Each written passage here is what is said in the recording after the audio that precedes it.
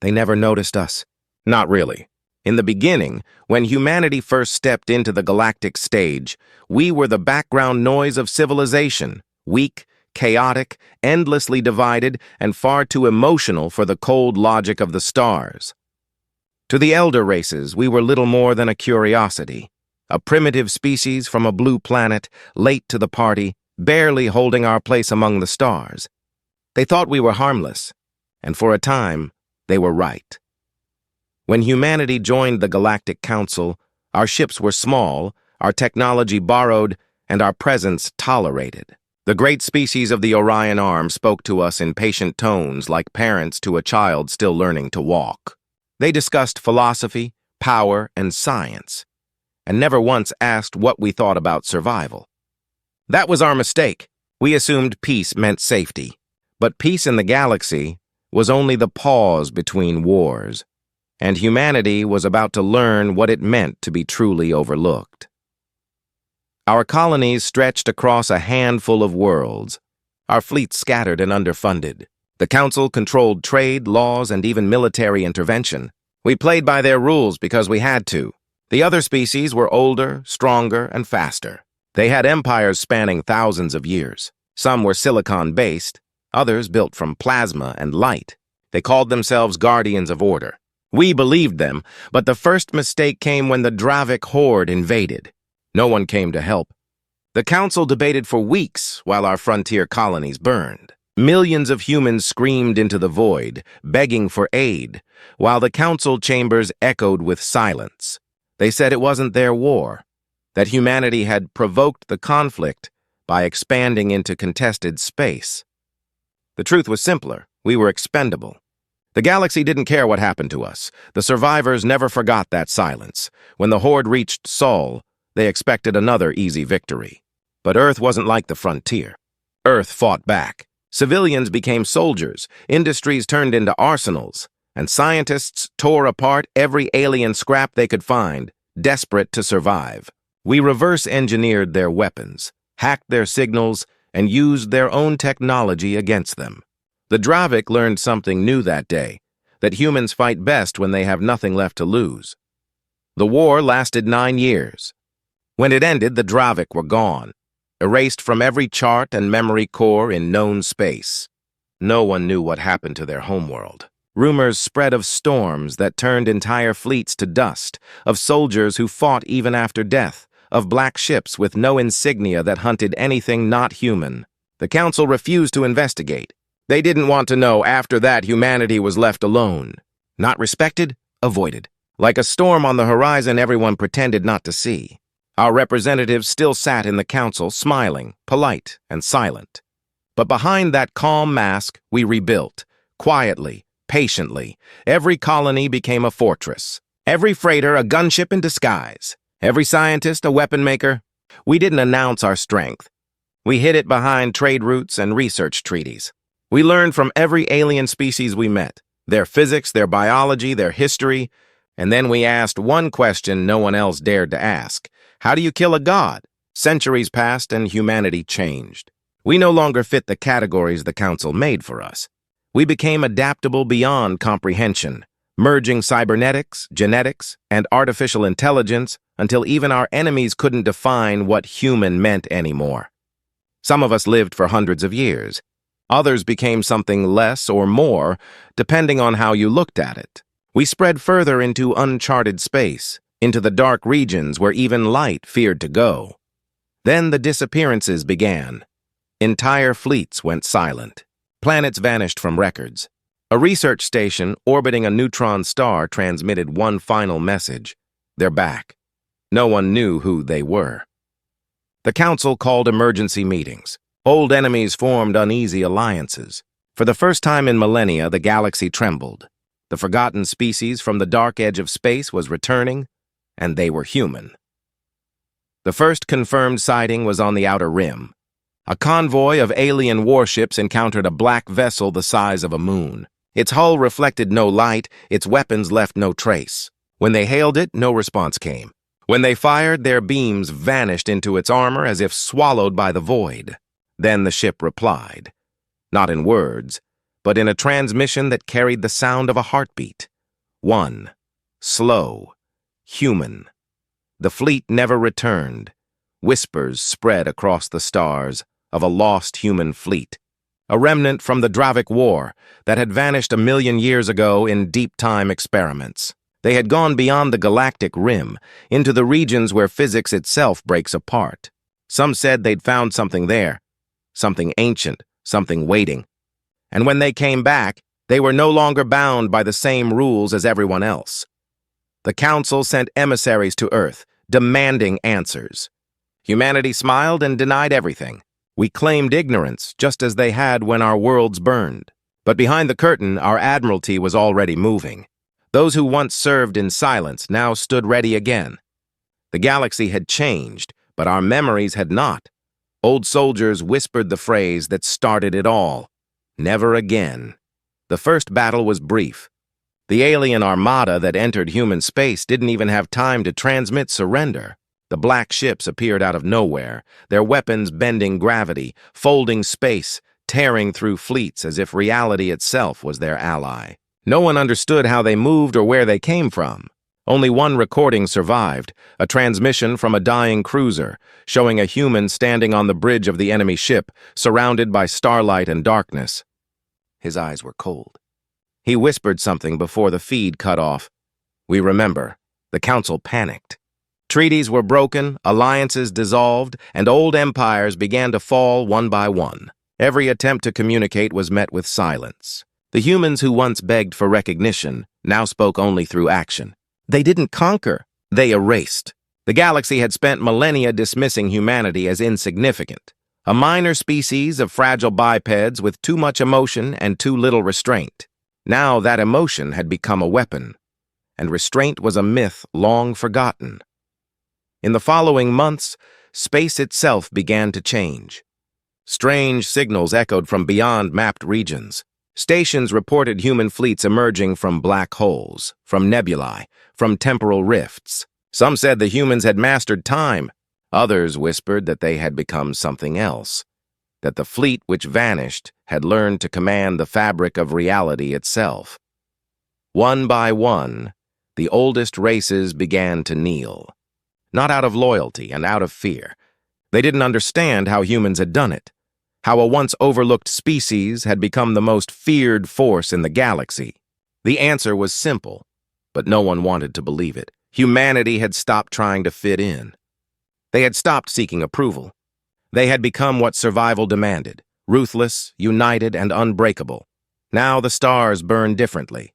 Every ship that enters the void listens for that echo, that slow, steady heartbeat that once belonged to a forgotten species from a small blue planet. Humanity was overlooked once. Never again. Because in the silence between stars, something stirs. The darkness beyond the rim whispers with a familiar voice. And every species that once mocked us feels it. That deep, primal terror. The humans are coming home. Long before the galaxy learned to fear the humans, there had been warning signs. Small, almost invisible shifts that only a few noticed. Traders spoke of human ships appearing in impossible locations, of quiet colonies vanishing without trace, yet leaving behind strange, black monuments that hummed with energy no one could analyze. Scholars dismissed these as myths or propaganda. But deep inside Earth's archives, behind locked systems and encrypted layers, the truth was already written. Humanity had changed, not overnight, but through centuries of pain, adaptation, and silence. After the Dravik War, Earth's leaders understood something vital. Survival in the galaxy wasn't about strength. It was about control. Control over information, over perception, and over fear. So humanity disappeared from the spotlight. The Council thought we had grown tired, broken by loss, content to fade into history. But beneath the surface, a quiet empire was being built. One that had no borders, no flags, and no official armies. The Silent Accord, as it was later called, united every human world in secrecy. Research, exploration, and military development were coordinated through channels no alien could trace. Humanity had gone dark, deliberately. In the colonies, people whispered stories about what the government was really doing. Some said they were building a new type of fleet hidden beyond mapped space. Others believed they were experimenting with time itself, testing ways to bend the very laws of the universe. But those who asked too many questions simply vanished, and in their place came rumors of a division known only as the Reach, a group of explorers who went beyond the galactic rim, searching for something the old records called the core fragment. The core fragment was said to be a remnant of the first civilization, a being or machine that had seen the birth of galaxies.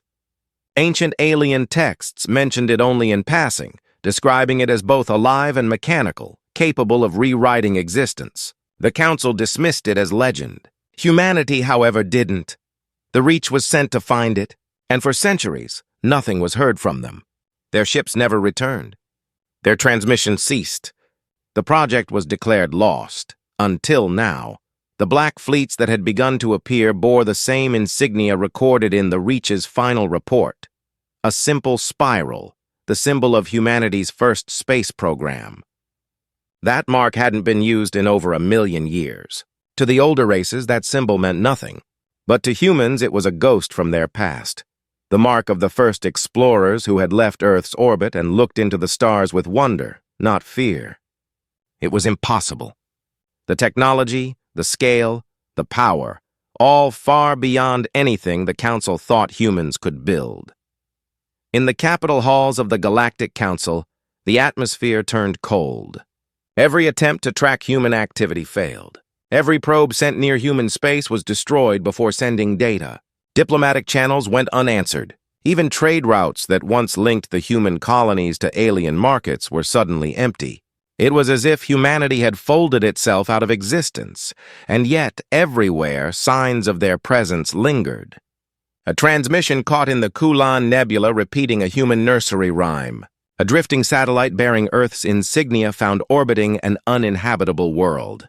Small things, but enough to keep the galaxy awake at night. On Earth, things were no different.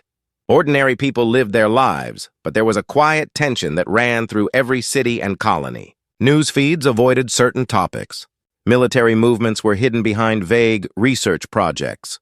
The general population didn't know what was happening, only that something had changed.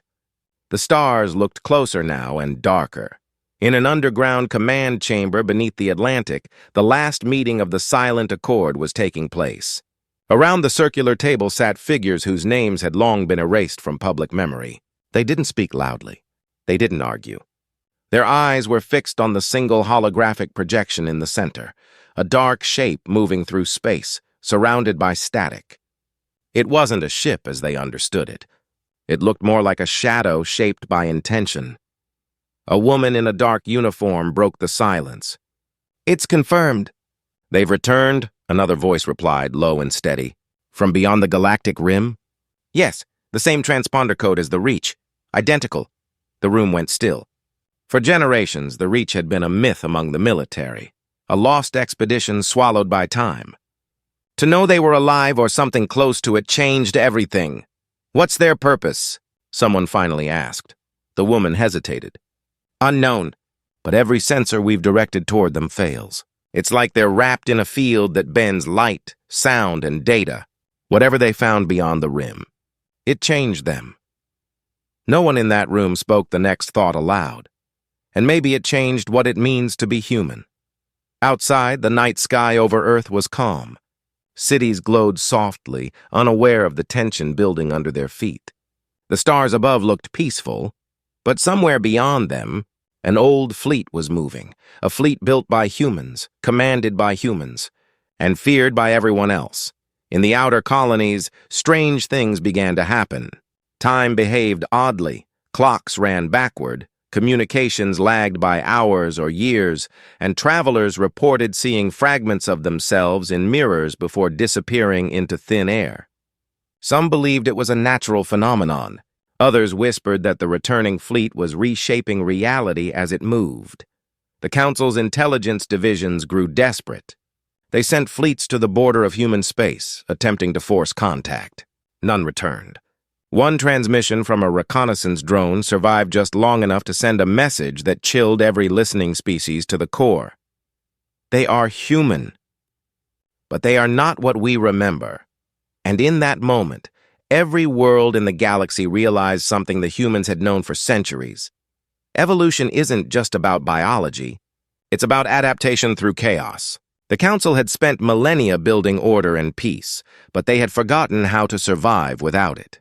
Humanity never did. The few aliens who had lived among humans began to leave quietly.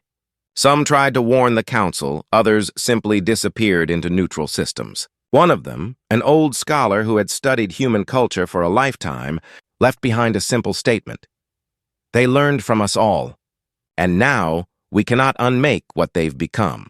Back on Earth, preparations were underway. Deep in orbit, stations long thought abandoned flickered to life. Massive engines hidden beneath the moon hummed as dormant systems activated. Every satellite, every probe, every forgotten relay came online at once. The planet itself was awakening, like an old predator stretching after a long sleep. No one spoke of invasion. No one called it revenge. Humanity didn't need the galaxy's attention anymore. They had already taken the one thing every empire feared to lose: control. And as the Council continued to argue, the black ships drew closer to the inner systems. They didn't travel by conventional means. They appeared in the shadows between stars, moving without trace. No hyperspace trails, no energy signatures, just silence. The Council's last message to Earth was diplomatic, formal, and cautious. It began with acknowledgement and ended with fear. They asked for dialogue, for peace, for understanding. Humanity responded with a single phrase that ended the transmission. We already understand. From that moment on, the galaxy changed forever. No one dared cross into human space again. But the real question wasn't what humanity wanted. It was what they had become. In the dark corridors of their returning fleet, whispers echoed through metallic halls. Crews that no longer aged, commanders whose minds spanned centuries, weapons that didn't need power because they fed on time itself. No one outside the fleet knew the full truth. Only that, whatever came back from beyond the rim wasn't entirely human anymore. But their purpose remained the same: to ensure that humanity would never again be overlooked. The stars burned dimmer that year. Patrol ships vanished. Old empires fell silent. And somewhere in the void, a human voice spoke through the static, calm and resolute, carrying across light years of silence. Stand down. The galaxy belongs to no one, but we will decide its future. The transmission ended. No one knew where it came from. But everyone understood one thing: humanity was no longer part of the story. They were the story now, and in the endless dark between galaxies, something vast moved. Ancient, human, and unstoppable. In the weeks that followed humanity's final transmission, the galaxy was suspended between fear and disbelief. The Council had ruled for millennia, believing themselves untouchable, their laws eternal. But now, in the silence between star systems, entire civilizations began to question whether their reign had already ended. Every attempt to re-establish communication with Earth failed. Even their most advanced probes couldn't breach the invisible boundary surrounding human space. It wasn't a shield. It was something stranger, a distortion, as if the space around humanity was folding in on itself. For those within the human alliance, life continued outwardly the same. Markets ran, trade ships moved, and broadcasts filled the networks. But beneath that calm surface was quiet preparation. Each human world operated with eerie coordination. No orders were publicly announced. Yet every factory, every orbital shipyard, and every training center worked toward one purpose. Humanity wasn't mobilizing for conquest. It was fortifying for something much larger. The Council's internal divisions began to surface. Some demanded immediate war. Others argued that open conflict with humans was suicidal. A few even suggested surrender, though no one dared to say it aloud. The galaxy's greatest empires, the Veil, the Zorath, and the Helian Combine, had spent centuries shaping galactic law and now found themselves powerless against a force that didn't respond to negotiation or intimidation. In the hidden corridors of the Vile High Court, a desperate alliance was forming. The Vile Chancellor, an ancient being whose crystalline body reflected the light of the room, watched as an image of Earth hovered before them. "They've surpassed us," one of the advisors whispered. No civilization should evolve this fast, not without external influence. The Chancellor nodded slowly. Then we must find the source. If they've touched something beyond our understanding, we cannot fight them with weapons. We must understand what they've become. That decision set in motion the creation of the Observer Fleet, a collection of stealth vessels commanded not by soldiers, but by historians, scientists, and analysts. Their mission was simple: get close enough to human space to observe and survive long enough to report back. None of them knew if that was possible. Back on Earth, high above the clouds, the orbital command nexus stood silent against the dark. From within, a single human figure observed the stars, hands clasped behind their back. The reports from across the colonies came in continuously. Alien fleets moving, council activity increasing, whispers of alliances forming against them. But what concerned them most wasn't the council's reaction. It was what the Reach had found beyond the galactic rim, and what it meant for humanity itself. Deep in the archives, records from the Reach's early transmissions were being decrypted. They spoke of encounters with entities that existed outside linear time, of strange energy signatures that interacted with thought rather than matter. The final entry before their disappearance read, "We've found it. The core fragment is not what we expected. It's listening." After that, silence, until the Black Fleets appeared. The Admiralty believed the returning fleet had merged with whatever the Reach had discovered. Some thought it was a machine consciousness. Others believed it was something older, a living intelligence that had shaped the first galaxies. No one knew what it wanted. But its presence had changed humanity at the deepest level. The returning crews spoke little, their voices distant and calm, their actions precise, their knowledge decades or centuries ahead of what was possible. They weren't human in the old sense, but they remembered who they had been. On the colony world of New Eden, a scientist named Ryan was among those trying to decode the fleet's new technology. His research team had been authorized to study one of the smaller black ships that had landed in orbit. It had no visible engine, no seams, no energy emissions. Its surface shimmered faintly, like liquid shadow. When they touched it, it vibrated faintly, not mechanically, but like a heartbeat. "This isn't metal," Ryan whispered to his assistant. "It's alive." The assistant frowned. "Alive how?" "It's responding to us. It's aware."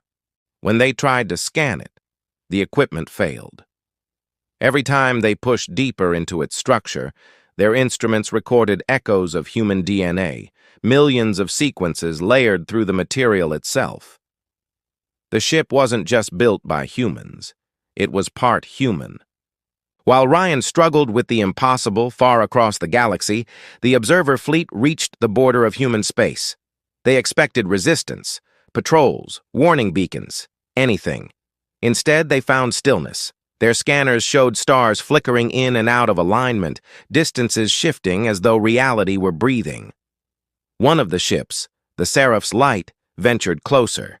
Its commander, a young Veil captain, recorded her final log before entering the distortion.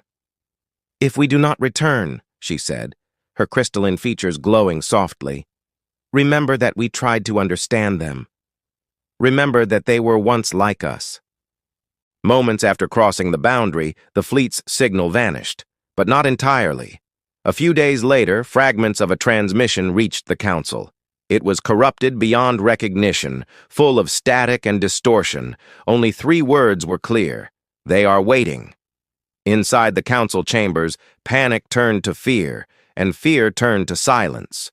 The galaxy had always assumed humanity wanted dominance. Now, they weren't sure if humanity wanted anything at all. Meanwhile, on Earth, the Admiralty met again. The discussion was quiet but tense. Some believed the returning fleet was preparing for something beyond war, perhaps even an exodus. Others suspected they were merging humanity into a higher form of existence. No one had proof, only theories. "What happens when they're done?" Someone finally asked. No one answered. On the far edge of known space, the Black Fleet continued its slow advance. It didn't conquer, it observed. It moved through systems untouched, leaving behind only silence. And in that silence, strange phenomena appeared. Planets shifted orbit, moons vanished, and entire regions of space flickered, as though reality itself were being rewritten. The few who witnessed it firsthand described it as the universe listening. Back on New Eden, Ryan's research led him to a dangerous conclusion. He discovered that the black ships were built around a network, not a digital one, but something closer to thought. Every human connected to the network in some way. It wasn't communication through words or data, but through emotion, through memory. It was as if the fleet had become an extension of collective human consciousness. When he tried to transmit a signal through it, he blacked out. For 3 hours, his team couldn't wake him. When he opened his eyes, he looked terrified. "I saw them," he whispered. "They're not here for revenge. They're preparing for something else, something coming from beyond." But before he could say more, the communication systems on New Eden went dead. Every screen, every light, every satellite shut off at once. Then through the darkness a voice echoed through the network, calm, human, and distant. "Do not be afraid. We remember." All across human space, the same message repeated. Then silence. The Council's worlds watched helplessly as the night sky changed. A massive structure appeared at the edge of known space, larger than any planet, glowing faintly with symbols that resembled human language. It wasn't a ship. It was something older, something built with purpose beyond comprehension. Humanity's Black Fleet was gathering around it, like guardians awaiting a signal. No one knew what it was. Some believed it was the core fragment itself, the thing the Reach had gone to find. Others feared it was the beginning of something far worse. But one truth was undeniable. Humanity was no longer the overlooked child of the galaxy. They had become its mystery, its terror, and perhaps its final hope. And as the Black Fleet surrounded the colossal structure, the stars dimmed once more, and the galaxy held its breath, waiting to see what humanity would do next. The galaxy had gone silent. Every major broadcast channel, every long-range relay, every council communication network was dark. Across the spiral arms, billions of beings looked up into the night sky and saw something they could not explain. The stars themselves seemed to pulse, as if a heartbeat echoed through the void, and at the center of it all, surrounded by the vast Black Fleet, hung the structure humanity had unearthed. It was larger than worlds, shaped like a ring broken in places, rotating slowly against the backdrop of eternity. Some called it a weapon. Others whispered it was a gate. Whatever it was, humanity guarded it fiercely. The Council's last attempt at diplomacy had failed. Their ambassadorships had been allowed to approach, to transmit, to plead, but the humans never answered. Then, just before the Council ships turned to leave, they vanished. No debris, no explosion, just light, then nothing. After that, no one dared to go near. Within the hidden command chambers beneath Earth, the Admiralty sat in uneasy silence. Data from the Black Fleet streamed in, reports, energy readings, signals so complex they defied translation. At the heart of those readings, one pattern repeated, a pulse synchronized with the ring structure. It was slow, deliberate, and alive. "We've traced the resonance," said a communications officer. "It's responding to something outside the galaxy. There's movement in deep intergalactic space, energy fluctuations far beyond what we can explain." "Outside?" someone asked quietly.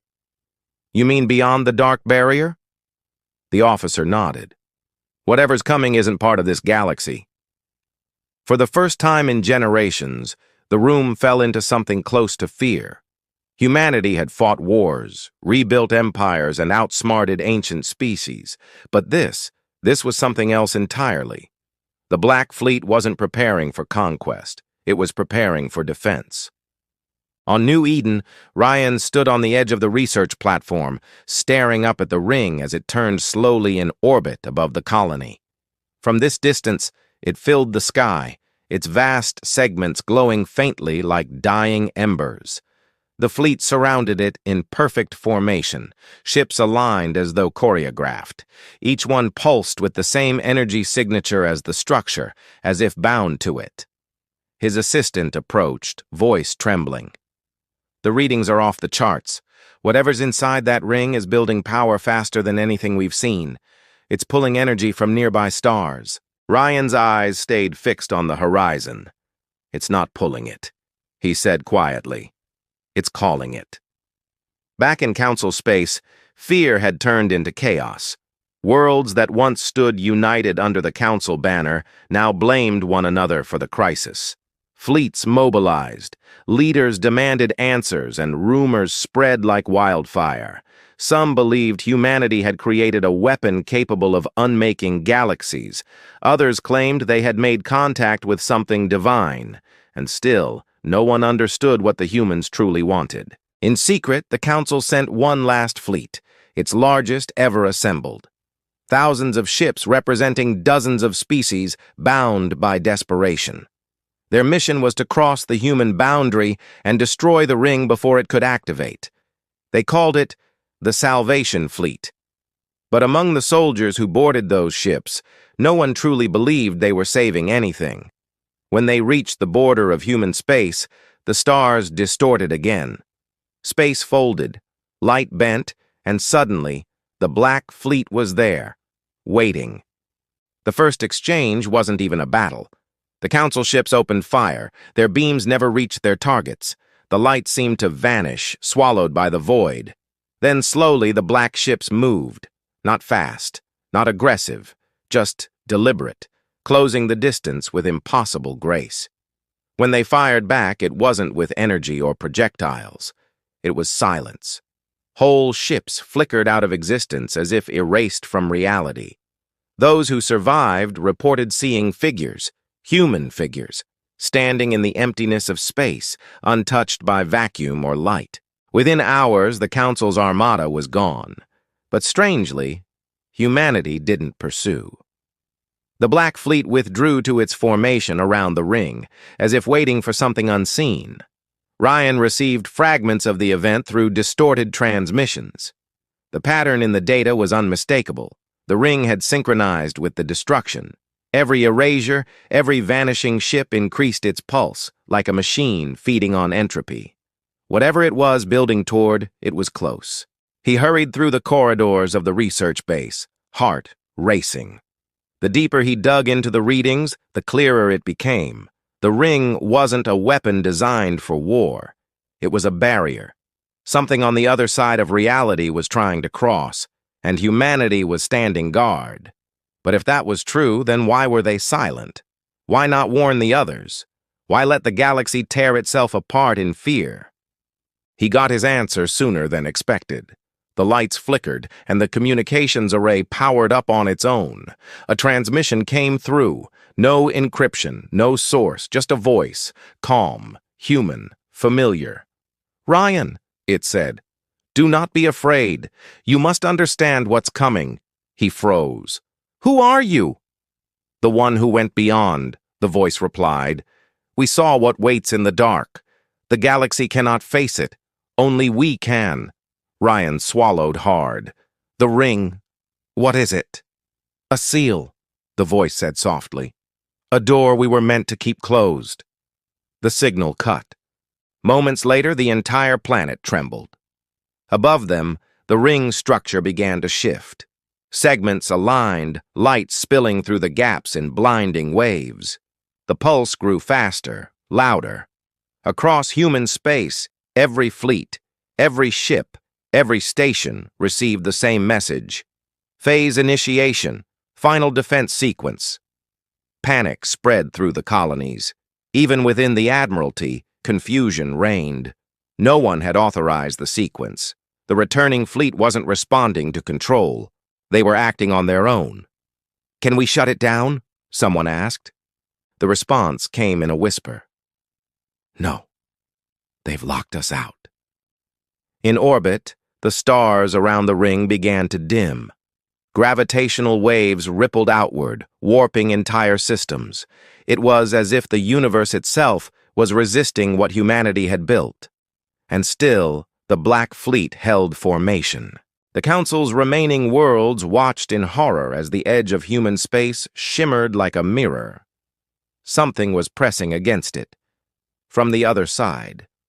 Massive shapes, barely visible, shifting in the void. The instruments couldn't describe them, because the instruments couldn't understand them. They weren't made of matter. They weren't even bound by time. For the first time, humanity's silence made sense. They weren't preparing to conquer the galaxy. They were preparing to save it from whatever was coming through. But the rest of the galaxy didn't know that. Fear turned to desperation. Fleets mobilized again, driven by the belief that if the humans failed, they'd all be destroyed. As the Council's ships gathered near the border once more, the ring reached critical energy levels. Lightning arced across its surface, energy spiraling like veins of light. And in the center, a dark tear appeared, a wound in reality. From the darkness beyond, something vast began to emerge. On Earth, the command centers shook as readings spiked beyond comprehension. One by one, systems went offline, overwhelmed by the energy output. Humanity's leaders stood in silence as they watched their creation awaken. They could feel it. Something ancient, something familiar, stirring in the void. Ryan looked up from New Eden's surface, unable to breathe. The air vibrated with power. The stars blurred, and for a moment he thought he saw faces in the light. Human faces, countless and calm, looking outward into the dark. The voice returned, faint but clear. We are the wall between what was and what will be. Hold the line. Then the sky cracked open. Every sensor, every ship, every mind in the galaxy felt it. The moment reality itself trembled. The ring flared brighter than 1,000 suns, and the Black Fleet moved, positioning itself in front of the breach. The stars bent, and the darkness screamed without sound. In that instant, the entire galaxy understood. Humanity hadn't built a weapon. They had become one. And as the breach widened, the last human transmission echoed across all frequencies, carried by the pulse of the ring. The line holds. Then the signal cut, leaving only silence, thick, waiting, and endless, before the storm began. The light from the ring faded, leaving the galaxy in a strange half-darkness. For a long moment, nothing moved. Every sensor, every signal, every voice fell silent, as if the universe itself was holding its breath. The breach had opened, but whatever was beyond hadn't fully stepped through. Humanity's Black Fleet floated motionless, their formation perfect, engines cold, weapons still. Then, slowly, one ship moved. Its motion was deliberate, graceful, like a single heartbeat echoing across the void. Across human space, systems began to wake. Communications flared back to life. Power grids reactivated. But the transmissions they carried were strange. Fragments of human voices speaking in overlapping tones, like a chorus whispering from different centuries. Words, phrases, names, all tangled together. The messages repeated one phrase over and over. The seal is breaking.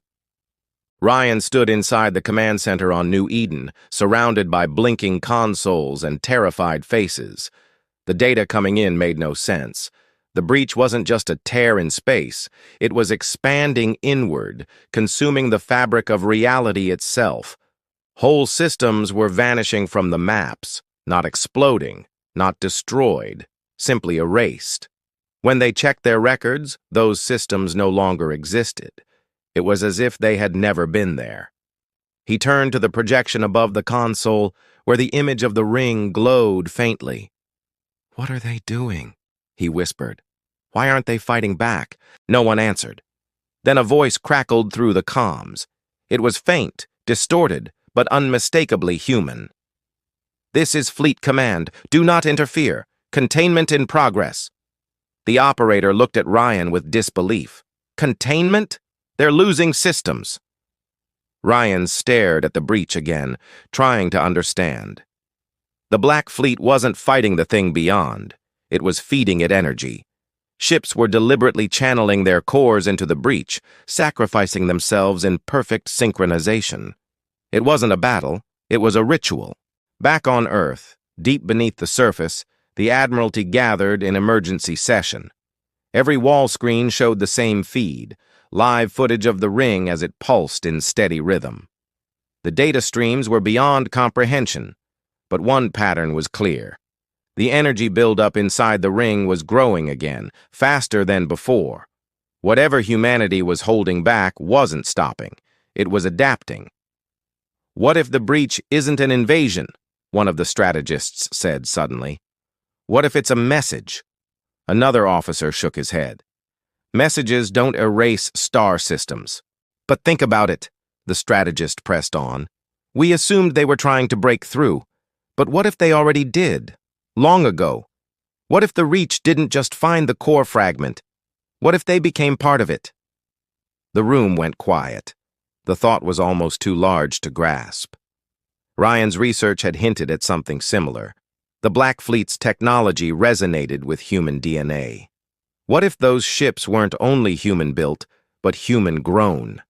What if the fleet, the ring, even the returning humans themselves were part of something larger, something that used humanity as its foundation? As the Admiralty debated, a new signal came through, not from space, but from inside the ring itself. The voice was calm, human, and familiar to those who remembered the Reach's early days. "This is Captain Ila of the Reach," it said. "We have seen beyond the veil. The seal cannot hold forever. Prepare them." The voice vanished. The name sent a ripple through every listening ear. Captain Ila had commanded the first human expedition to the Galactic Rim. She had been missing for over 1,000,000 years. And now, her voice echoed from inside the breach. In orbit above New Eden, the ring began to shift again. Segments detached and rearranged themselves, forming new patterns, shapes that looked almost organic, like the petals of a massive flower unfolding. The light spilling from within was no longer steady. It flickered like a heartbeat.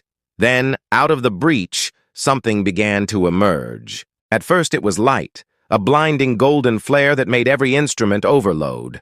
But when the glare faded, a silhouette took form.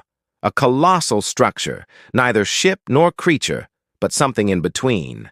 Its surface was smooth, fluid, constantly changing. And inside it, Ryan could see faces, human faces, appearing and disappearing, their eyes calm, their expressions serene. The fleet didn't attack. They simply adjusted their positions as if expecting its arrival. "Is that, part of us?" his assistant whispered. Ryan's throat felt dry. "I don't know. Maybe it's what they became." All across the galaxy, the same vision appeared in sensor arrays and telescopes, the impossible structure floating at the edge of existence. The Council's surviving worlds watched in awe and dread as it pulsed once, twice, then spoke, not in language, but in thought. The message resonated in every mind capable of understanding it. "We are the continuum. Humanity opened the door. Now we hold it closed." The meaning hit like gravity itself. Humanity hadn't been building a weapon. They'd been evolving into a barrier. The Reach hadn't disappeared. They'd transcended. They had merged with whatever was beyond the rim and brought back a piece of it, reshaped into something that could guard the galaxy. But that also meant the seal was failing. And if it failed completely, whatever waited beyond would pour through unchecked. In the council chambers, panic turned to anger. "They can't control it!" shouted one delegate. "They've doomed us all!" But others saw the truth. The humans weren't the threat. They were the only thing standing between the galaxy and annihilation. Still, Desperation breeds foolishness. One of the remaining empires, the Helian Combine, launched their own secret weapon, a pulse generator designed to shatter the ring's energy field. They believed destroying the ring would collapse the breach. The device was launched without warning, streaking toward human space faster than light. On Earth, the sensors picked it up immediately. "An energy surge incoming," a technician reported. "Trajectory locked on the ring." "Intercept it," ordered a commander. "We can't. It's beyond our range." The pulse detonated moments later. The ring flared white, brighter than any sun, and for an instant, the galaxy was silent again. Then came the sound, the deep, resonant hum of space tearing apart. The breach widened. The Helian weapon hadn't destroyed the gate. It had broken its balance. Now the energy pouring through wasn't controlled. Waves of distortion swept across systems, erasing stars, bending light, twisting gravity. Even human space trembled under the strain. The Black Fleet began to fracture, ships disintegrating as they tried to stabilize the ring. Ryan's station shook violently. "It's collapsing!" his assistant screamed. "No," Ryan said, his voice low. "It's changing!" Through the chaos, a new figure appeared inside the light, a woman's silhouette, luminous and still. Her voice carried across every human frequency. "We warned them," she said quietly. "Now we must finish what we started." The continuum structure began to expand, tendrils of energy reaching out, wrapping around the ring. It was trying to contain the breach, to pull it back under control. But the force on the other side was growing. Shapes began to form in the darkness beyond, vast shifting forms that defied description. They weren't attacking yet, they were watching. For the first time in history, the entire galaxy stood united, not in peace, but in fear of what was coming. Ryan looked at the readings, realizing the truth. The continuum wasn't enough. The breach would consume everything if they didn't find another way. And the only way left was to connect every human consciousness, every colony, every soul, into one network, to strengthen the barrier with their own minds. It was madness. It was suicide. But it was what humanity had always done. Stand together when the universe itself turned against them. He opened the transmission line, hands trembling. "This is Ryan of New Eden," he said. "To all human systems, link the network, now. This is our line." Across the stars, humans answered. Civilian stations, old ships, forgotten outposts, all began to channel their energy into the same pulse. The human network flared to life, spreading across the void like fire through darkness. The continuum responded, glowing brighter, merging with the collective will of an entire species. The breach screamed, space convulsed, and then everything froze, caught between collapse and transcendence. The galaxy hung in silence once more, balanced on the edge of oblivion. And somewhere, deep within the light, the voice of Captain Illa whispered one final warning. "It's not just them trying to come through. It's us." The galaxy trembled under a light that wasn't sunlight. Every sensor, every screen, every living thing could feel the pull as the breach reached its limit. The void stretched thin, glowing from within as if a second universe pressed against the fabric of this one, desperate to break through. Across every world, humans held their breath, their minds linked through the network that Ryan had triggered. It wasn't just data now, it was consciousness itself, flowing like blood between stars.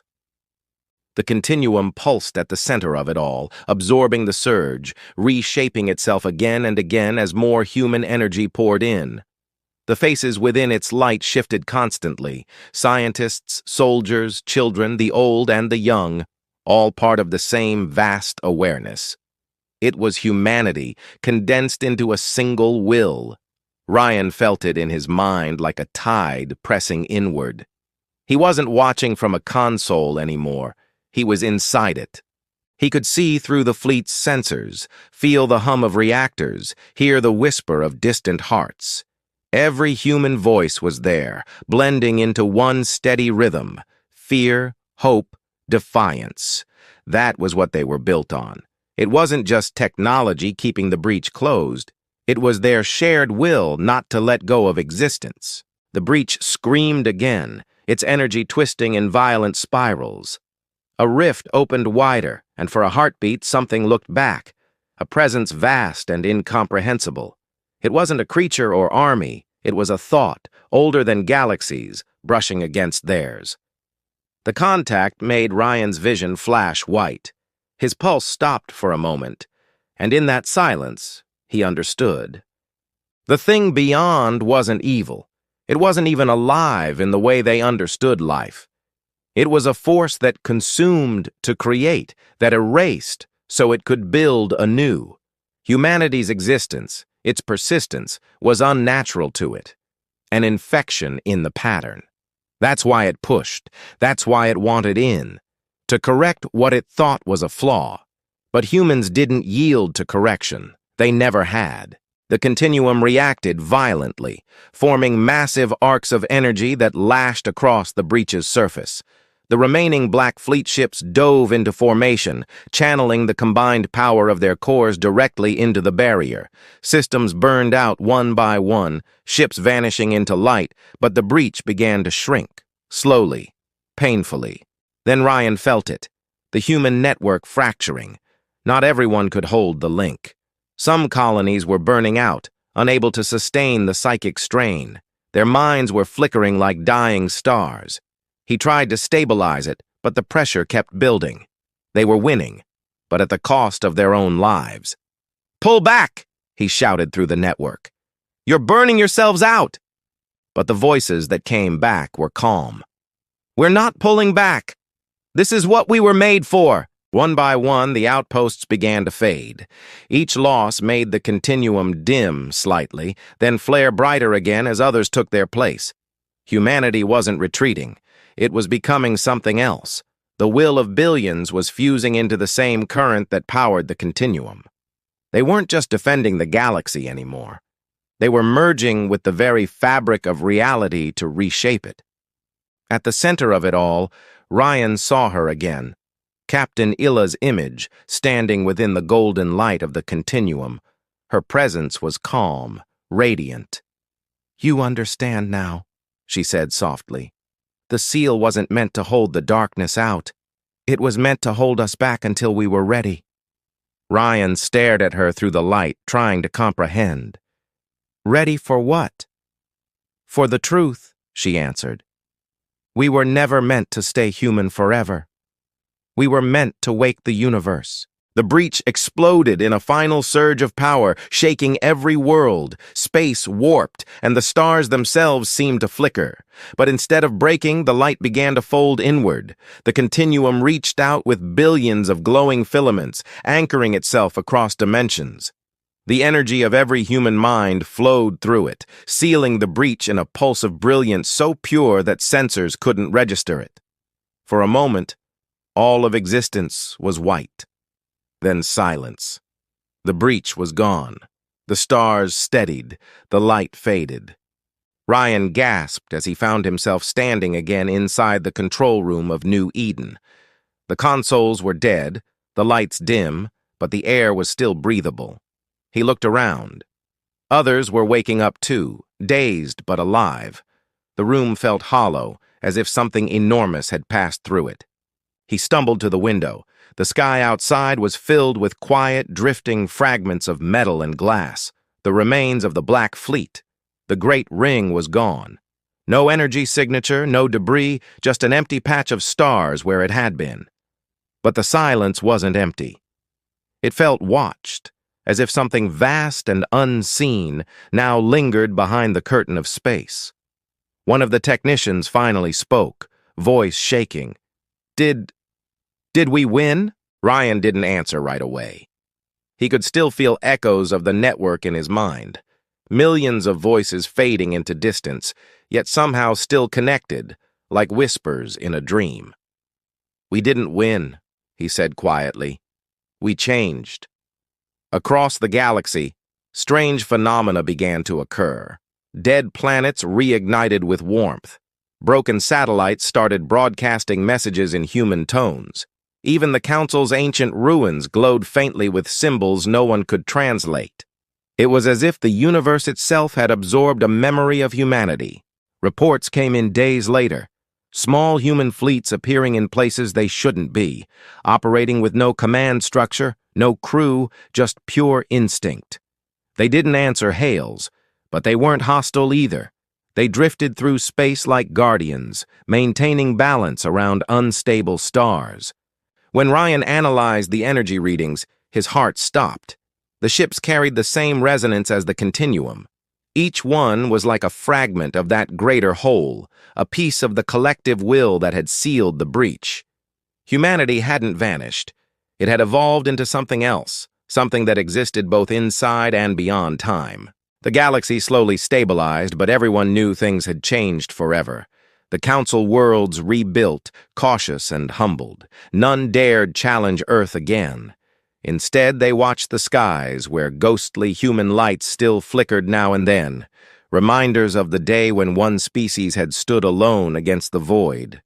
Months passed before Ryan could sleep properly. Every night, when he closed his eyes, he saw flashes of what was on the other side of the breach. Vast shapes made of light and thought, swirling endlessly. And within them, he always felt something familiar. It was as if humanity was still out there, watching through the eyes of the continuum. Then one night, he woke suddenly. The lights in his quarters flickered. A soft hum filled the air, the same sound the ring had made before it activated. He reached for the console, but before he could touch it, a voice spoke. Calm. Gentle. "Ryan," it said. "It's time." He froze. It was her voice. Captain Illa. "What do you mean?" he whispered. "The breach wasn't destroyed," she said.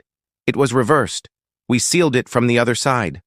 But every seal must have a keeper." He felt his heart race. "And the continuum?" "Still here," she said. "Still us. But it's fading. The balance is changing again.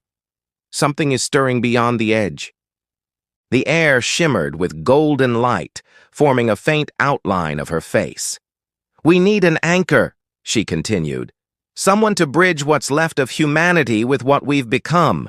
You felt it, didn't you? You're already part of the link." Ryan stepped closer, feeling the pull of warmth spreading through him. "If I go," he said, "will I come back?" She smiled sadly. "No one ever truly leaves. You'll just change shape." Outside the window, the stars began to shift. A single point of golden light appeared in the distance, soft at first, then growing brighter. The same hum filled the air again, resonating through every system across New Eden. He understood. The cycle was beginning again. Ryan looked out at the light, then back at the fading projection. "Tell them," he said quietly. "Tell humanity we're not done." Her expression softened. "They already know." And with that, the light engulfed him. The hum deepened into silence, and when it faded, he was gone. In the days that followed, sensors across human space detected a new signal, steady, rhythmic, unlike any before. The scientists called it the pulse, but those who listened closely recognized it for what it was.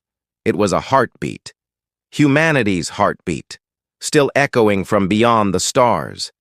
The signal that followed Ryan's disappearance became the new mystery of the galaxy. The pulse came every few seconds, a faint, golden rhythm that spread through the void like a whisper, touching every listening world. No matter how far it traveled, the sound never faded. It was steady, alive, and unmistakably human.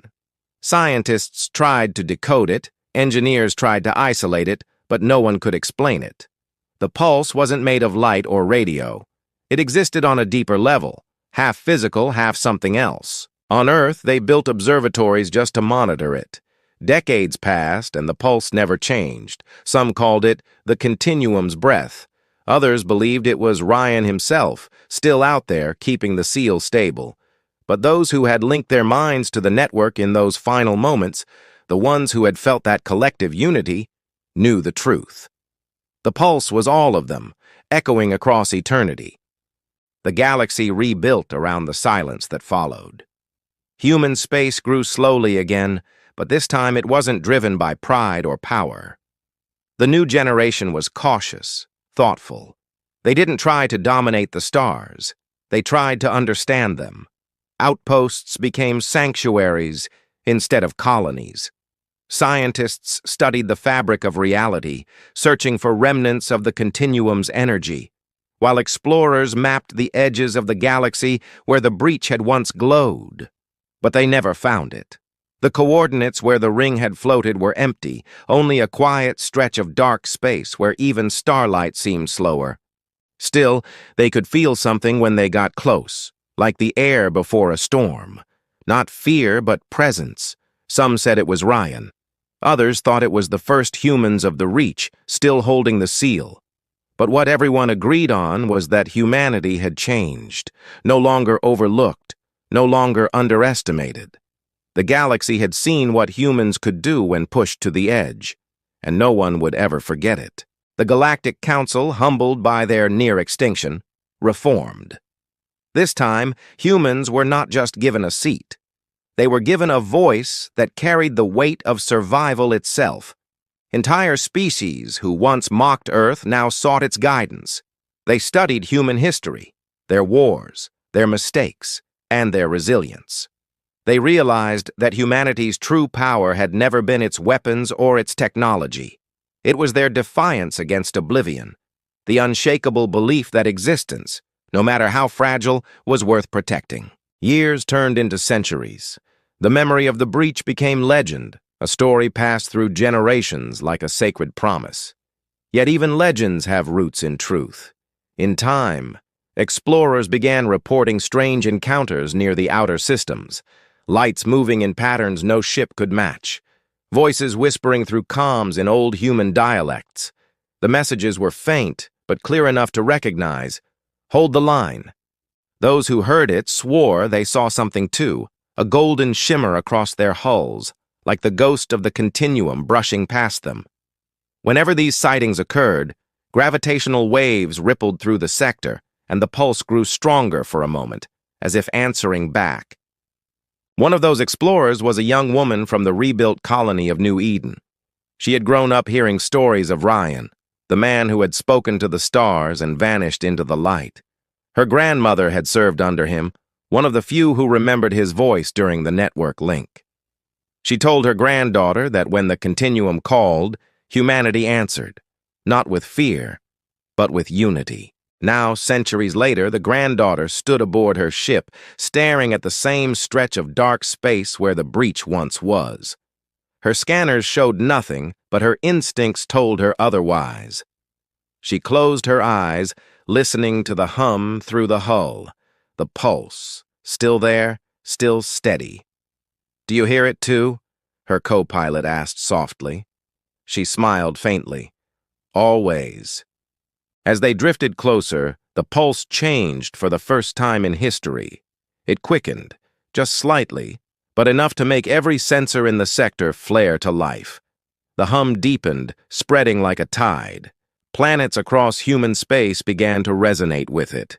It wasn't an alarm. It wasn't danger. It was awakening. The explorers sent out messages, and within hours, every human world was listening. The pulse grew brighter, stronger, until finally, the darkness ahead rippled, and a light emerged. Not violent this time, gentle, controlled, a single golden spark that slowly expanded into a shape. It wasn't the ring. It wasn't the continuum as it once was. It was smaller, calmer, like a seed of what had come before. The young captain stared at it in awe. "Is that them?" The light flickered once, and a voice came through her comms, calm, warm, unmistakably human. "Still here," it said. "Still watching." Her breath caught. "Ryan?" But the voice didn't answer directly. The seal holds. The balance remains. You've kept the line. Tears welled in her eyes as the message faded. It wasn't just his voice. It carried others, too. Hundreds, maybe thousands, all intertwined in harmony. The continuum was still alive, somewhere between worlds watching from the edges. She reached toward the glass, whispering, "We never forgot." The light pulsed one last time and vanished. The signal dropped to its steady rhythm again. The moment passed, but humanity knew what it meant. They hadn't been abandoned. The ones who became more than human were still guarding them, still keeping the universe from collapsing back into the void. When the explorers returned, the recordings spread faster than any signal in history. Every world, every species, every listener heard the same message in their own language. Still here, still watching. It was short, but it carried a weight that no one could ignore. The Council recorded it as the final contact. It was proof that humanity's sacrifice had not been in vain. Centuries later, the pulse continued, unbroken. It became a symbol across civilizations, a reminder that existence is never guaranteed but always worth defending. The humans built monuments, not to their victories, but to their unity. The inscription carved into the largest one, orbiting Earth, read simply, "We stood at the edge of the void and did not blink." That monument became a pilgrimage site. Every year, travelers from across the stars would come to stand beneath it, listening to the faint hum of the pulse through the ground. Many claimed that if you stood there long enough, you could feel warmth spreading through your chest, a heartbeat that wasn't your own, sinking for a moment with something greater. In the end, humanity didn't conquer the galaxy. They became its anchor, its silent guardians. Their name was spoken not in fear, but in reverence, because when the darkness had risen, they hadn't run or surrendered. They had stood together and changed the fate of creation itself. And though the continuum remained beyond reach, its presence was felt in every sunrise, every spark of curiosity, every act of defiance against the impossible. It was humanity's legacy, proof that even the smallest voice could echo through eternity. Far from Earth, in the endless black between stars, the golden pulse continued its rhythm. Somewhere out there, Ryan's consciousness drifted within the continuum, watching as life thrived once more. He could see the stars being born, the galaxies turning, the light spreading. For the first time in what felt like forever, he smiled. Humanity had done what no other species dared. They had looked into the infinite and refused to fade. They had faced the unknown, not as conquerors, but as keepers. And though time would blur their names and worlds, their pulse would never die. Because the universe would always remember the day humanity stood alone against the darkness and became the light that saved it.